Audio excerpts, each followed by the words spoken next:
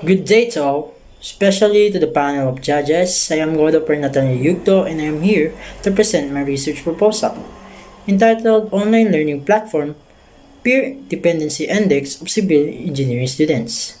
Various studies conducted to date have shown the effects of having friends in our lifetime. A friend, according to Merriam Dictionary, is defined as a favored companion or someone belonging to one's social connection. When friends are the same age, status, or ability, we refer to it as peers. So next, I will present to you the rationale of my study. Peers are crucial socializing agents as they greatly influence students' emotional, cognitive, and behavioral aspects, yet concludes to be moderated by influence in academic achievement. It is according to Wang 2018. This is anchored with the fact that 21st century learners prefer collaborative activities rather than conventional ones, which infers peer selection. It is according to GE2 2017. The selection process shows that achievement similarities is what makes up a friendship.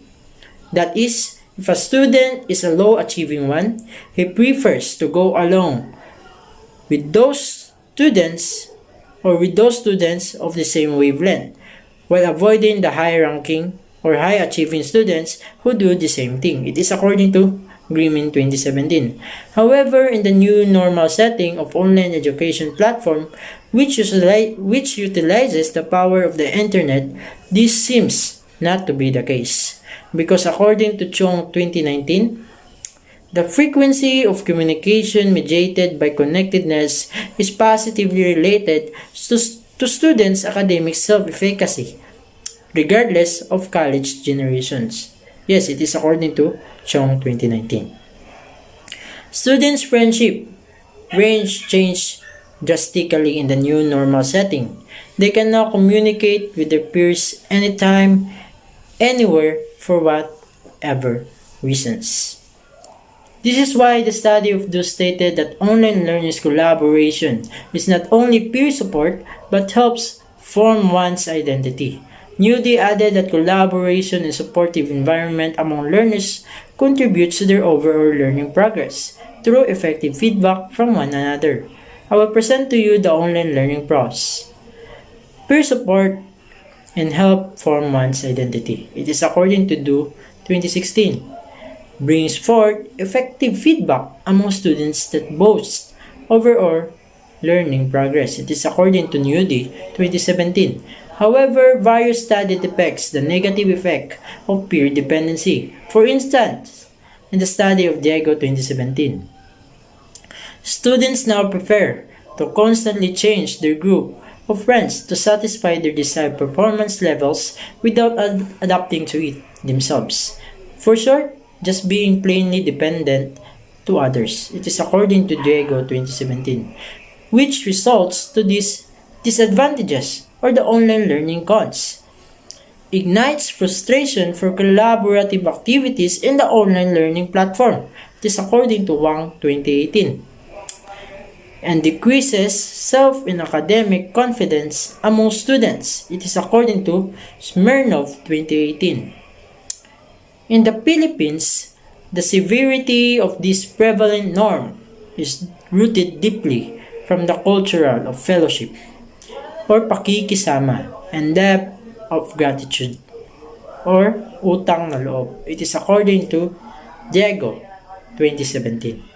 That is, if one does not share his answers, he will be labeled without such values, forcing one to submit to his friend's selfish request. It is according to Diego 2017.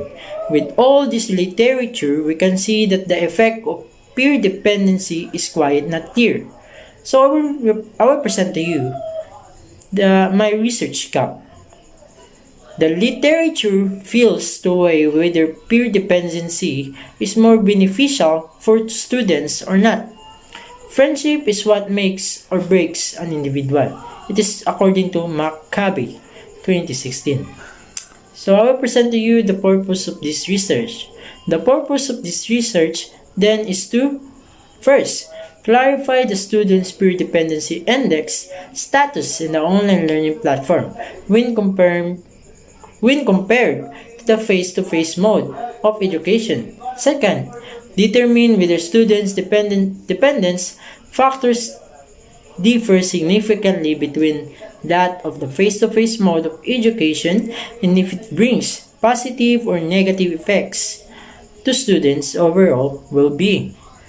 Next, I'll present to you my research questions. First, is there a significant difference on peer dependency index of civil engineering students during the face-to-face and online classes? Second, is there a significant relationship between civil engineering students' overall well-being and peer dependency index in the online platform of education?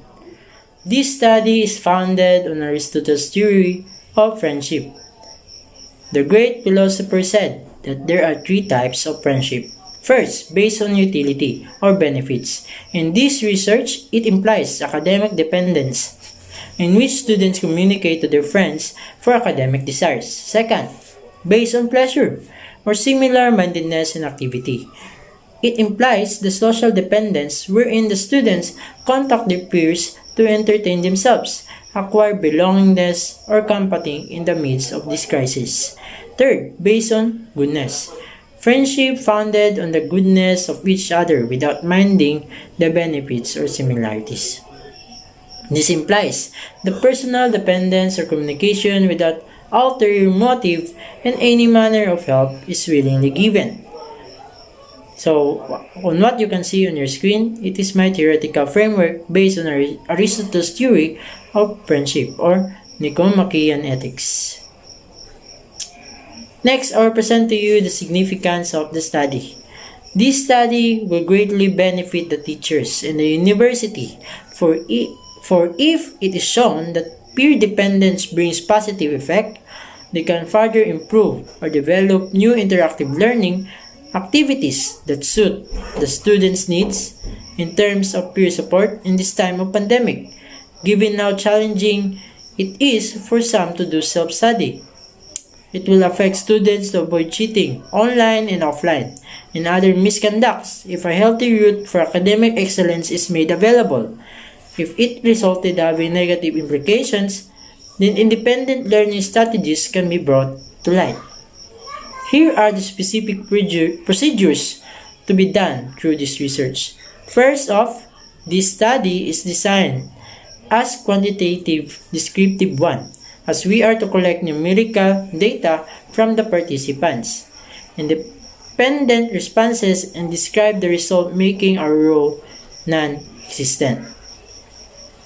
They respond to an adopted survey questionnaire entitled Academic Self-Efficacy and School Connectedness Scale, which derives their frequency and mode of communication about academic, social, and personal concerns with friends. The responses will then be gathered by simple random sampling, as the participants will be coming from different year levels of the University of Mindanao Civil Engineering Department.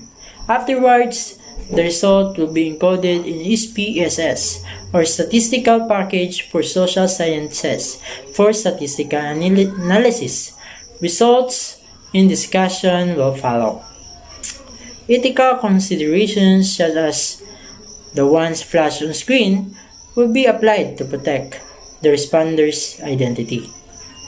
So here are the references of my study as what you can see on your screen. So that's all. Thank you for listening.